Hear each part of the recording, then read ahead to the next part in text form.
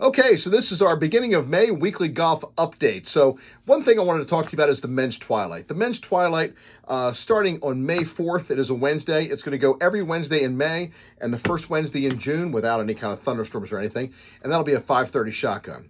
Well, as of right now, we opened it up to 18 holes. We have 112 people signed up. If you would like to play, all we need is you and another man. Golf members, please email me. Respond to this email here, and then we'll get you signed up. Now, the golf course needs to be shut down at 12:30 to be able to do that. So I know there's some people who are going to miss playing golf. Remember, this is 5 weeks. We're going to try to get everybody on the golf course and then get it done, and that way you don't have to do this for the whole year. But it's 5 weeks. So 12:30, the reason we need to shut it down at 12:30 is we need all the carts in by a little bit before 5. We need to get them cleaned. Get scorecards and cart signs, get them in place so we can get the carts in the bag, get the carts set up and the bags landed on them. So we apologize for any inconvenience. But again, if you would like to play, we have a few spots open, so get yourself signed up.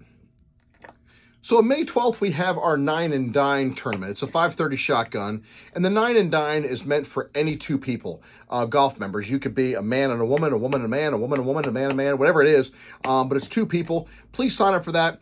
You'll see that link at the bottom of this email. Also, we have our senior tournament coming up. I think that's on the 17th or 19th. It's the 19th of May. And then we have our breakfast tournament coming up on the 14th of May. That is a season ticket event.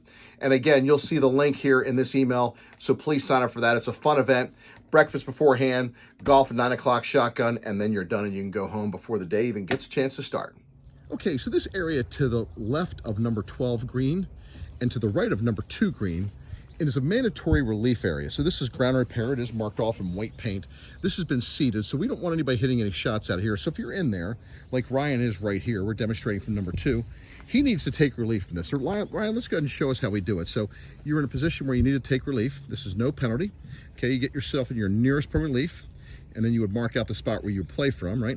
We have a pencil here because we don't have any tees. We're not a very good film crew. Now from there, he could take one club length, no near the hole, and mark off his another spot. Now we're using a Starbucks stopper. Again, this is actually a Dunkin' Donuts stopper because we don't have enough props. And then Brian, go ahead and put the ball in play by dropping it within that one club length area. Excellent. He's a great dropper. And now the ball is in play. Lift up your 2 marks and play on. That is no penalty, but it is a mandatory drop if you are in this area or in any of the areas where the greens have been stripped, the faces of the bunkers. Okay, ladies and gentlemen, this is a very common North American asphalt cart path, and these are used to keep carts on the path to avoid any kind of damage to the turf around the greens. And you'll notice some people do this. They take their cart off the path, and what it does is it creates these wear patterns. So please, around tees, please keep your cart on the path, and especially around greens. When you're approaching the green, please exit to the cart path. Around the back of the green where there's no cart path is a no-go area. And remember, please, on holes number 12 all the way through 14 green, please keep your cart on the path, and on all of our par 3s. This is to try to help the turf from having a situation like this and keep your beautiful golf course in great condition. Thank you so much. Okay, Ryan, hit the shot. What is going on here? This isn't Clifton Park. I love Clifton Park. But this is not Clifton Park. We have decorum here at the Country Club Maryland. Please make sure you tuck your shirt in.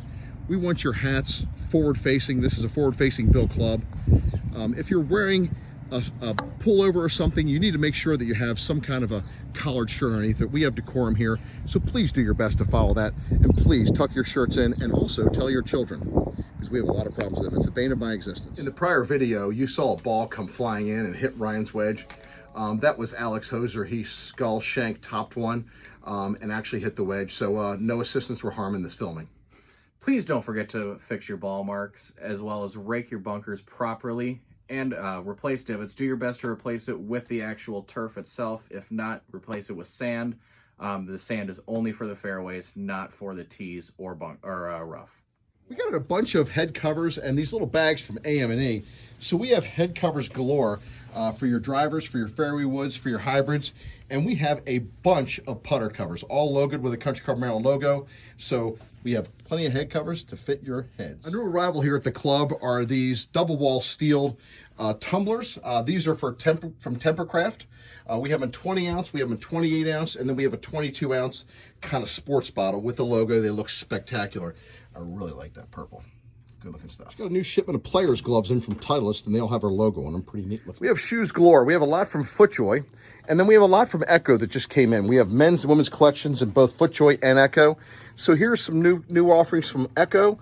This one's kind of their high-end shoe. It's really, really comfortable. I wore a pair myself, and this one here is kind of a carryover from last year, but really good stuff. And FootJoy as well. Just quite a few brands. We just got a shipment in from Smith & Quin. It's a great little company. They're out of Annapolis, and they make some really cute stuff. At least my wife tells me it is. So over here we have some dresses. Pullover. This is kind of a peach collection. I really like this bottom here. And then we have some more over here. We have some pieces from FootJoy, some sleeveless and sleeve shirts from FootJoy and a solid shirt. And here's some more Smith & Quin stuff if you like that blue and white collection, which I think looks pretty neat. We are flush with putters. We have putters from Odyssey. We have a bunch of Scotty Cameron putters, and we have these putters in from Goodwood. Goodwood is a locally made, high-end putter brand. I think these sell for $249. They're the best in the business. Two big shout-outs. We have one to Dave Dawday, who won our Champion of Champions. Woo! That was kind of weak. The next, we have two big shout-outs. One for Dave Dawday for winning the Champion of Champions. Woo! And we got another one for John McNabney for having his first hole-in-one on number 8. Woo! Woo, woo, woo! Congratulations.